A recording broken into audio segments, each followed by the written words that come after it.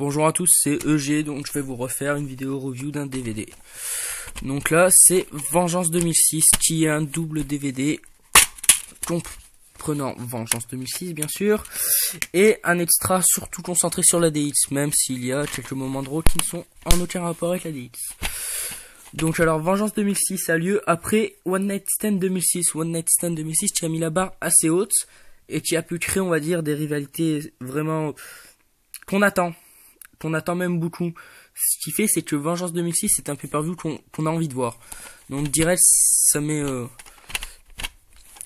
l'attente, donc forcément le pay-per-view doit être à l'auteur pour pas décevoir et donc garder le public en haleine.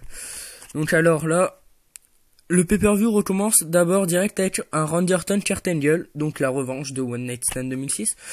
Match encore très sympa, je l'ai préféré à celui de One Night Stand. Vraiment technique, il y a des bons moves, il y a un spot assez marquant à l'extérieur du ring. On voit que Randy Orton est assez technique, malheureusement pour des questions, peut-être que vous connaissez pourquoi. La feud s'arrêtera entre Randy Orton et Kurt Angle, ce qui est assez dommage parce que ça offrait vraiment un très bon match. C'est un des matchs marquants de de One Night Stand et aussi de Vengeance. Donc un bon match de catch. Ensuite, je ne me rappelle plus de l'ordre, ce qui est dommage. Donc je vais faire le Ric Flair Mick Foley. Donc en Out of Free Falls match. Alors, si on voit la pub du DVD, on peut se dire que ce match est sympa, et même énorme. Mais en vrai, ce match est pas top. Alors, on a vu... on sait que Ric Flair est un catcheur très technique, et on va dire que le Out of Free Falls match représente le catch technique. Donc, on va dire qu'on est sur le terrain de Mick Foley, surtout qu'on est à Charlotte. C'est pas marqué, mais on est chez Ric Flair, quoi. On a Charlotte ou peut-être à Raleigh, North Carolina. Voilà, donc Ric Flair contre Mick Foley. Donc il y a une feud, on va dire, réelle entre les deux, qui s'aiment pas, qui ont une vision opposée du catch. Donc Mick Foley qui pense que il a plus diverti que Ric Flair et qui a peut-être pris plus cher dans sa carrière. Et Ric Flair, le catcheur classique, qui défend le catch classique. Donc là on est, on va dire, chez Ric Flair. On voit que Mick Foley a du mal et qu'il a pas le choix de revenir au catch hardcore. Donc ça nous laisse penser que Mick Foley est un mauvais catcheur, ce qui est, je ne pense pas le cas, car Mick Foley a fait des bons matchs, pas forcément hardcore, mais là c'est l'impression que ça nous donne. Ensuite, le Shelton Benjamin contre Carlito contre Johnny Nitro. Alors c'est la définition pure du show stealer, c'est-à-dire trois mecs qui ont de la gueule, qui ont du talent et qui sont placés en milieu de carte, et que quelques smart attendent de voir, plus que le main event parfois, et en général ça donne du bon. Ça rappelle un peu le Shelton Benjamin Rob Van Dam 2 Backlash 2006. Donc là, un très bon match, assez aérien mais assez posé dans le ring. Ça va vite, ça s'échange bien, les trois s'entendent bien. On voit que Raw a une très bonne mid-card en 2006. Le finish est bon, si je me souviens bien, oui, il y a un bon finish bien sympa. Donc match très bon, donc pour l'instant que des bons matchs. Eugene versus Umaga. Je n'ai aucun souvenir de ce match. Ah si, il me semble que Eugene se fait littéralement démolir par Umaga, parce qu'il me semble que Umaga démolissait tout le monde à cette époque. Mais je ne suis pas sûr, donc à voir. Oui, donc je suis désolé de plus forcément trop me rappeler du show, parce que je l'ai vu il y a... Enfin, je l'ai vu plusieurs fois, mais la dernière fois que je l'ai vu, ça remonte à 1 ou 2 mois déjà. Donc je me rappelle plus exactement. Kane contre Faux Kane. Donc il y a... attendez. Oui, voilà. Donc l'opener, il me semble, c'est Randy Orton, Kurt Angle. Ensuite, il me semble qu'on arrive Flair Mick Foley. Ensuite, Shelton Benjamin, Carlito, Johnny Nitro. Ensuite on a Rob Van Dam et Edge comme ça placé au milieu du show, alors que c'est un match très attendu qui peut donner du bon. Je suis désolé, mais Rob Van Dam ça a de la gueule, Edge ça a de la gueule, les deux ensemble c'est encore plus de la gueule. Donc je pas compris pourquoi ils l'ont mis en plein milieu du show, alors que le main event c'est Date Spirit Squad. Donc sans déconner, si on se fout pas de notre gueule, Date Spirit Squad à l'affiche c'est moins bien que Rob Van Dam Edge. Donc j'ai pas compris.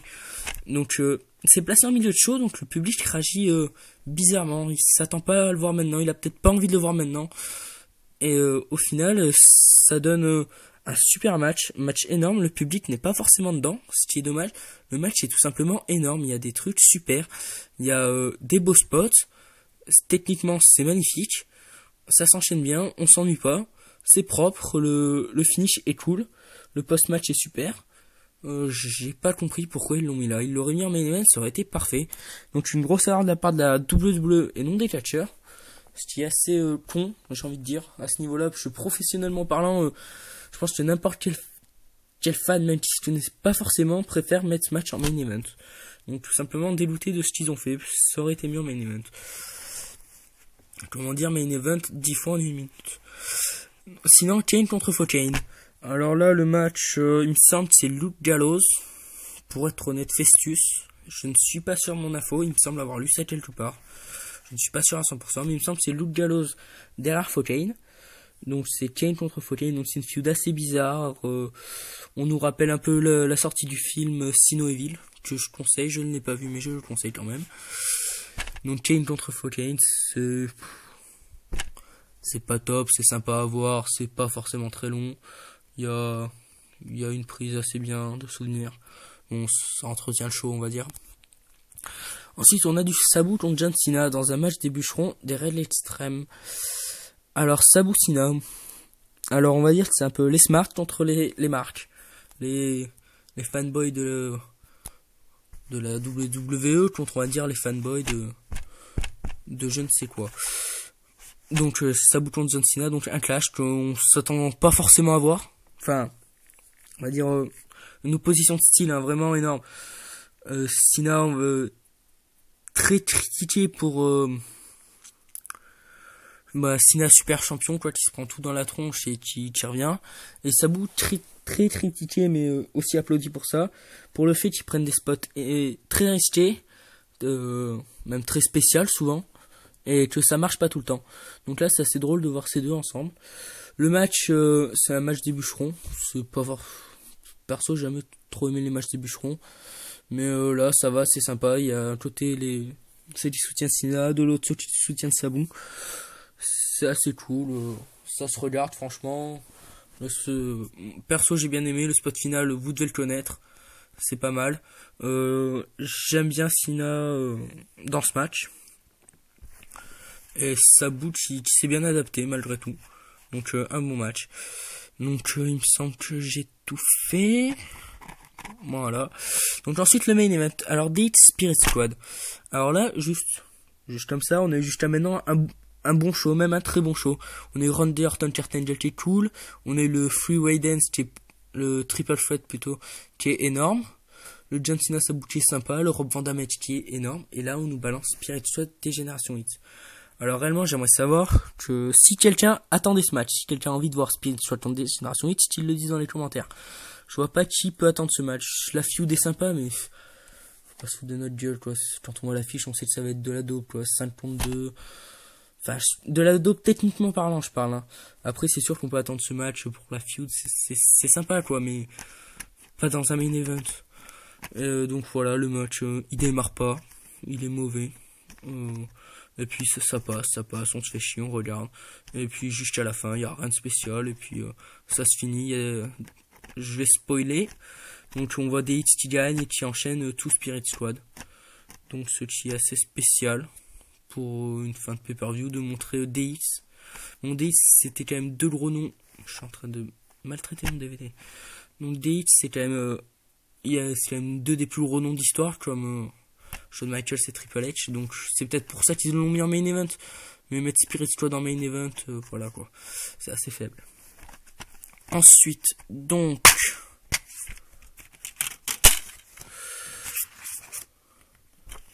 alors attendez, ça c'est voilà. Donc j'aurais pu me servir de ça dès le départ. Oui, donc là vous pouvez voir l'ordre des matchs. Donc je m'excuse de ne pas la regarder plus tôt. Kurt Angle, Randy Orton. Ensuite il y a McMahon dans son bureau. Ensuite il y a Eugene Umaga. Ensuite il y a Todd Grisham qui a interview Mick Foley. Ensuite il y a Mick Foley, Ric Flair. Ensuite il y a le Triple Threat match. Ensuite Spirit Squad dans le bureau de McMahon. Rob Van Dam, Edge. Voilà, donc je vous l'ai dit en plein milieu du show. Ensuite il y a Kane contre Kane. Ensuite Sabu, Cena. Et ensuite Spirit Squad DX. Donc le disque bonus, donc c'est un disque bonus on va dire sur les héros des épisodes précédents. J'ai pas forcément compris pourquoi ils en ont mis un. Il dure 75 minutes. Mais je pense qu'ils l'ont mis pour par rapport à la DX, vous avez fait pas mal de trucs de sympa. Donc il y a le clip vidéo de 18 Victim, donc il y a une musique que vous pouvez écouter, le thème du pay-per-view il me semble. Ensuite Melina qui confronte Mick Foley, on s'en fout un peu, c'est par rapport à la feud entre Mick Foley et Ric Flair. Ensuite il y a une séance photo de Tori Wilson pour le magazine WWE. Donc on voit Tori Wilson qui s'éclate à faire des photos en bikini, donc c'est son kiff, donc à vous de voir. Ensuite on a un match John Cena contre Rob Van Dam. Il me semble que c'est la revanche. Attendez. Ouais, bon, allez. Je vais dire sa tête, il me semble. Ouais, c'est bon. Donc, c'est la revanche, c'est le lendemain. D'ailleurs, on voit dans les bonus Cena qui demande sa revanche à Rob Van Dam. Donc, match vraiment sympa pour un Raw. Il nous balance un bon main event. La revanche de One Night Stand. Bien moins bien que One Night Stand, mais ça reste facilement regardé, il me semble que c'est une douzaine de minutes, très sympa. Ensuite, on a plein de trucs avec la DX. Donc alors, je tiens à dire que tout ça, c'est présent dans le DVD de la DX. Donc c'est un peu con qu'ils le mettent là, ça nous fait plein de trucs en double. Mais c'est des trucs assez connus de la DX, c'est Spirit Squad Triple H avec à la fin de Michael Starr et la reformation de DX, même si ça se fait une semaine auparavant. Ensuite il y a McMahon qui reçoit le coach là, donc Vince McMahon Light Scott, donc c'est le moins assez connu. Spirit Squad se font slimmer, alors ça il me semble c'est quand ils reçoivent le truc vert. Ensuite DX vandalise le bureau de McMahon, vous devez connaître. Le coach Jonathan Coachman humilié par la DX, retour de DX. Mr. McMahon et Shane imité par DX. Donc ça aussi c'est très sympa. Donc c'est très fun si on aime DX. C'est un DVD bonus. C'est pas forcément se tirer en vengeance meilleur. Moi j'ai pas forcément pris un grand plaisir à regarder le deuxième DVD. Voilà, donc dans l'ensemble, Vengeance est un pay-per-view très cool. Le plus gros défaut de ce pay-per-view est à mon avis le fait que le Edge, Rob Van Dam qui est énorme, soit pas en main event, mais sinon un bon DVD. Donc voilà, un bon show de la part de Raw. Donc je vous laisse pour cette vidéo. Voilà, si vous avez un commentaire, n'hésitez pas à le poster. Si vous voulez une review spéciale ou quoi que ce soit, dites-le moi. Merci, à plus.